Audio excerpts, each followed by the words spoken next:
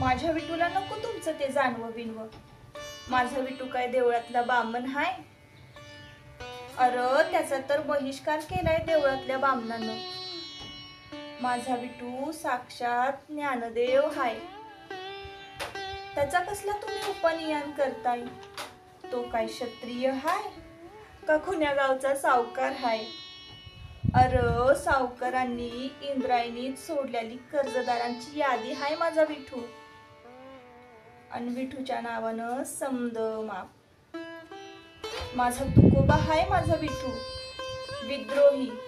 त्यानं देहात देव शोधला. त्याला नाही उपवासा तापासाचं कौतिक. तुम्ही फक्त नाव घ्या, बघा कसं येतंय भोळं पळत पळत भक्तांचं याड त्याला.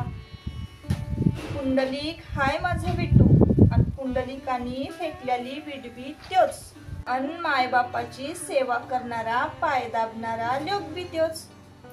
माझा विठू सावता बी हाय बघा. सावताचा मळा बी त्योच, मळ्यातलं झाड बी त्योच, माती बी त्योच, मातीचं बनवलेलं मडकं बी त्योच, मडक्याला आकार देणारा कुंभार बी त्योच. माझा विठू चांभार बी हाय बघा. आणि विठूच्या बेगमपुरात काय द्विज अस्पृश्य काय? त्याला कसली आलीये गरज दोन दोनदा जन्मण्याची? स्वर्गाचा मोह आणि दान दक्षिणेचा हावरटपणा माझ्या विठूला कसला? तो खुद्द स्वामी हाय समद्या वैकुंठाचा. माझ्या जनाईचं जातय ग माझा विठू. विठूच माझी जनाई मुक्ताई, विठूच नामदेव एकनाथ सोपान काका, विठूच माझी बहिणा सोयरा निर्मळा, विठूच माझा चोखा मेळा माझा बांका. आणि तो कसला तुमचं जानवं घालतोय? ब्राह्मणवादांच्या छातीवर क्रांती हाय माझा विठू. आणि गाभाऱ्यात तुम्ही पूजता तो तुमचा आसन.